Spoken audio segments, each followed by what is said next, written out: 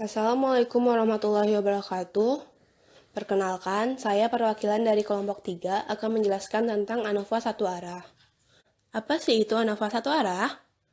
Disebut ANOVA, analisis varian satu arah, karena analisisnya menggunakan varians dan data hasil pengamatan merupakan pengaruh satu dari faktor. Terus, kapan sih ANOVA satu arah digunakan? Pada dasarnya, ANOVA dapat digunakan untuk melakukan pengujian perbandingan rata-rata beberapa kelompok. Biasanya terdiri dari 2 kelompok. ANOVA merupakan satu teknik analisis untuk melihat ada tidaknya perbedaan rata-rata dengan melalui variasinya. Sumber variasi pada ANOVA berasal dari varian satu sampel, between, dan variasi antar anggota dalam sampel, within. Nah, misalnya, jika ingin melihat pengaruh bentuk kemasan suatu produk terhadap penjualan, jika faktor yang menjadi perhatian kita untuk selanjutnya diuji adalah berupa satu faktor, misalnya pengaruh bentuk kemasan suatu produk pada tingkat penjualan, maka ANOVA yang kita gunakan adalah ANOVA satu arah. Jadi, pengertian analisis varian satu arah yaitu suatu metode untuk menguraikan keragaman total data menjadi komponen-komponen yang mengukur berbagai sumber keragaman dengan menggunakan one-way ANOVA dengan satu perlakuan. Mendenhall dan Reinmuth, 1982. Untuk melakukan uji ANOVA satu arah, ada asumsi yang harus kita penuhi.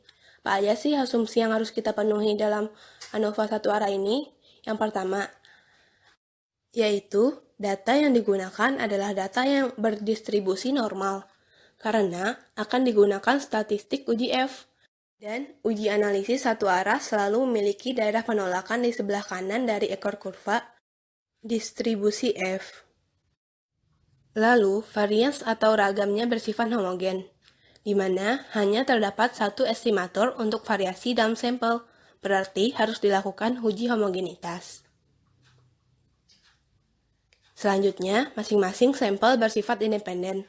Maksudnya, sampel yang ditarik dari populasi tersebut bersifat bebas, dan sampel yang ditarik secara acak. Yang terakhir, komponen-komponen modelnya bersifat aditif.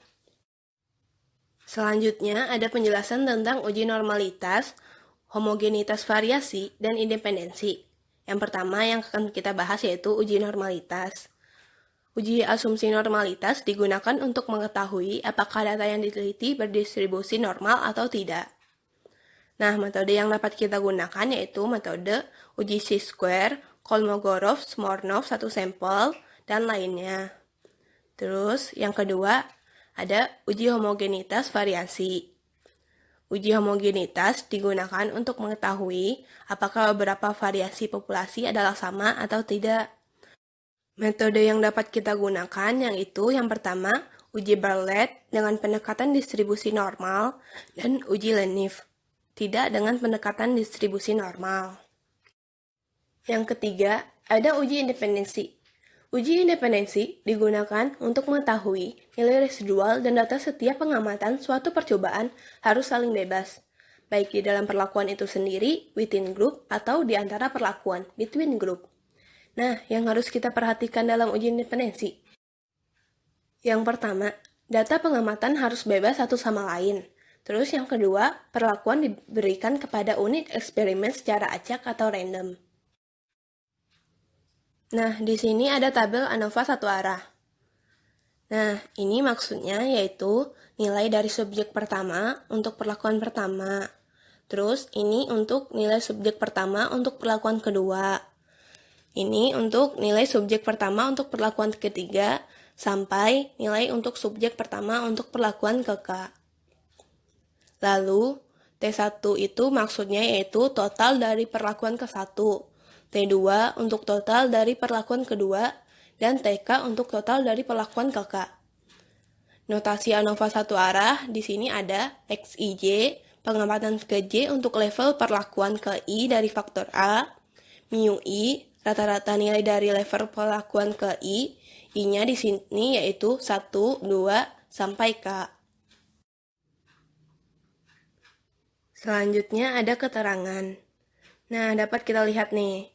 X itu menyatakan variabel X, K itu menyatakan jumlah perlakuan, NI yaitu ukuran sampel ke I, TI yaitu total nilai variabel dalam sampel I, N besar menyatakan jumlah semua sampel, yaitu N1 ditambah N2 ditambah N3 sampai ditambah NK. Terus ada sigma X menyatakan total nilai X dalam semua sampel, yaitu T1 ditambah T2 ditambah T3 ditambah sampai TK. Terus ada yang terakhir ini, sigma X kuadrat, menyatakan total kuadrat nilai X dalam semua sampel. Lalu di sini ada perumusan hipotesis. Dalam perumusan hipotesis, langkah pertama yang kita lakukan adalah menentukan taraf signifikansi alfa. Terus, penentuan hipotesis penelitian. Lalu, kita dapatkan hipotesis penelitian, yaitu berupa hipotesis H0 atau hipotesis H1. Di sini nih dapat kita lihat H0 itu adalah tidak terdapat perbedaan rata-rata signifikansi antara rata-rata populasi ke-1, kedua, ketiga, sampai ke K. Terus dapat kita tulis juga nih secara matematis yaitu mu1 sama dengan mu2 sama dengan mu3 sampai sama dengan mu-K. Alternatifnya yaitu H1. H1 itu adalah sekurang-kurangnya terdapat satu pasangan mu I tidak sama dengan mu J. Untuk I tidak sama dengan J. Artinya yaitu terdapat perbedaan rata-rata yang signifikansi antara rata-rata populasi ke-1, kedua, ketiga, sampai rata-rata populasi ke K. Di sini ada tabel statistik uji ANOVA satu arah. Nah, tabel ini terdiri dari 5 kolom. Kolom yang pertama yaitu sumber varians yang terdiri di antara kelompok, galat sampling, total. Terus kolom yang kedua itu derajat kebebasan. Untuk within ada K dikurangin 1. K di sini maksudnya adalah jumlah perlakuan terhadap sampel. Terus untuk between ada N besar dikurangin K. N besar di sini yaitu jumlah semua sampel. Untuk totalnya yaitu N besar dikurangin 1. Ini jumlah kuadrat. Yang pertama itu sum square between adalah jumlah kuadrat antar grup. Rumusnya T1 dibagi N1 ditambah T2 dibagi N2 ditambah sampai TK dibagi NK. Terus dikurangin sigma X total dikuadratkan dibagi N besar total. Ini sum square within, yaitu jumlah kuadrat dalam grup. Rumusnya ada sigma X dikuadratkan dikurang T1 dibagi N1 ditambah T2 dibagi N2 ditambah T3 dibagi N3 sampai ditambah TK dibagi NK, yaitu jumlah kuadrat total. Rumusnya sum square between ditambah sum square within. Lalu ada kuadrat rata-rata, yaitu yang pertama ada mean square between. Rumusnya sum square between dibagi K kurang 1. Lalu ada mean square within, sama dengan sum square within dibagi N besar dikurangin 1. Selanjutnya, kolom yang terakhir ada F hitung. Rumusnya yaitu mean square between dibagi mean square within. Slide selanjutnya ada kriteria pengujian. Untuk kriteria pengujian, langkah pertama yaitu kita lakukan menentukan titik kritis. Titik kritis di sini yaitu F tabel. Lalu, kriteria pengujiannya apabila H0 ditolak, maka F hitungnya lebih besar daripada F tabel. Kesimpulannya, apabila H0 ditolak, maka selanjutnya perlu kita cari pasangan yang mana yang berbeda dengan menggunakan uji post-hoc atau uji lanjutan. Uji post-hoc yang dapat kita gunakan yaitu diantaranya uji Tukey, uji Sharpe, uji Down, dan lain-lainnya. Lanjut ya, ini ada soal untuk uji ANOVA satu arah. Nah, ini soalnya. Pada suatu pabrik coklat di suatu daerah, Terdapat 4 jenis coklat, yaitu A, B, C, dan D, yang siap dijual ke pasar dan disimpan di tempat yang sama. Ingin diteliti, apakah keempat jenis coklat ini terdapat perbedaan atau tidak, lamanya dalam hari sampai coklat tersebut basi. Dapat dilihat pada tabel di samping. Dengan tingkat signifikansi 0,05, dapatkah kita menolak H0 bahwa lamanya dalam hari, waktu disimpan sampai coklat itu basi dengan masing-masing jenis adalah sama. Asumsikan bahwa seluruh asumsi untuk uji ANOVA satu arah telah dipenuhi. Bisa kita lihat ya tabelnya. Selanjutnya ada penyelesaiannya nih. Pertama, karena kita mengasumsikan seluruh asumsi untuk uji ANOVA satu arah telah terpenuhi, maka kita dapat menentukan pengujian hipotesisnya. Yang kita lakukan menentukan taraf signifikansinya. Terdapat di soal ya taraf signifikansinya yaitu 0,05. Terus selanjutnya kita menentukan perumusan hipotesisnya. H0 dan H1. Di sini H0-nya tidak terdapat perbedaan lamanya dalam hari waktu simpan sampai coklat itu basi untuk keempat jenis coklat yang berbeda. Terus H1-nya terdapat perbedaan lamanya dalam hari waktu simpan sampai coklat itu basi untuk keempat jenis coklat yang berbeda. Atau dalam bentuk statistikanya bisa kita tulis juga H0 sama dengan mu1 sama dengan mu2 sama dengan mu3 sama dengan mu4. Untuk H1-nya, paling sedikit terdapat satu pasang mu I tidak sama dengan mu J. Untuk I tidak sama dengan J. Untuk memudahkan, bisa kita tulis dalam tabel ANOVA satu arah. Untuk jenis A, totalnya 24, B 25, untuk jenis C 54, D 51, dan total keseluruhannya itu 154. Nah, ini untuk ukurannya ada 7, total ukurannya itu 28. Terus ada rata-ratanya juga, rata-rata yang paling kecil itu untuk jenis A, dan yang paling besar rata-ratanya untuk jenis C. Selanjutnya, kita menentukan statistik ujinya. Dari data di atas kita dapatkan T1-nya 24, T2 25, T3 54, dan T4 51. Terus jumlahnya juga udah kita dapatkan. Lalu kita mencari N totalnya, yaitu 28. Setelah itu kita hitung total kuadrat nilai X-nya. Setelah kita hitung, nih kita hitung ya. Setelah itu kita dapatkan hasilnya yaitu 998. Nah, sebelumnya kan kita udah menghitung tuh untuk X totalnya. Langkah selanjutnya kita hitung jumlah kuadrat antar kelompok, yaitu sum square between. Kita kan udah tahu untuk rumus sum square between itu yaitu T1 dibagi N1 ditambah T2 dibagi N2 ditambah TK dibagi NK ditambah T4 dibagi 4. Karena ada 4 perlakuan aja. Lalu dikurangi X total dikuadratkan dibagi N besar total. Kita hitung seperti biasa nih sum square between-nya. 24 dikuadratkan terus dibagi 7. Terus 25 dikuadratkan lalu dibagi 7 juga. Terus 54 dikuadratkan sampai 51 dikuadratkan. Dibagi 7 juga. Dikurangin 154 kuadrat dibagi 24. Tadi kan kita udah tahu tuh total kuadratnya. Terus N totalnya kita juga udah tahu yaitu 28. Kita hitung nih. Terus kita dapatkan hasilnya kan yaitu 952,71 dikurang 847. Yaitu hasilnya 112,71. Nah, kita udah dapatkan sum square between-nya. Lalu kita hitung sum square within-nya. Rumusnya kita udah tahu juga, seperti ini rumusnya.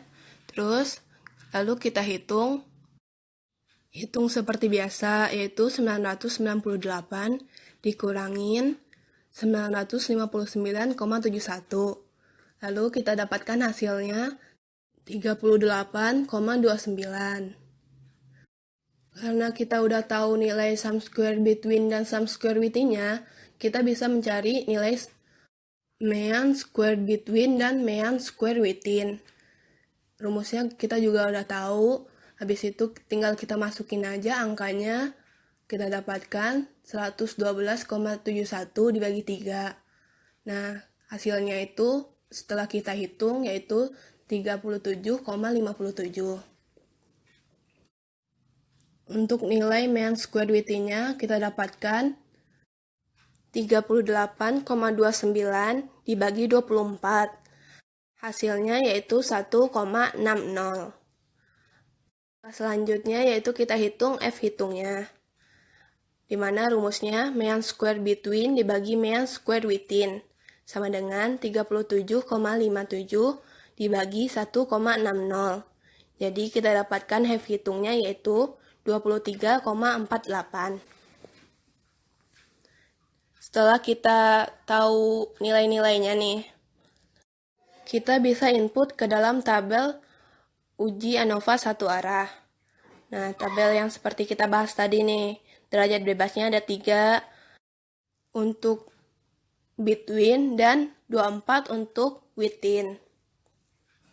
Totalnya 27. Terus kita input juga sum square between-nya yaitu 112,71, sum square within-nya 38,29. Totalnya kita dapatkan nih. Terus kita dapatkan juga tadi kuadrat rata ya, kita input juga ke dalam tabel ini.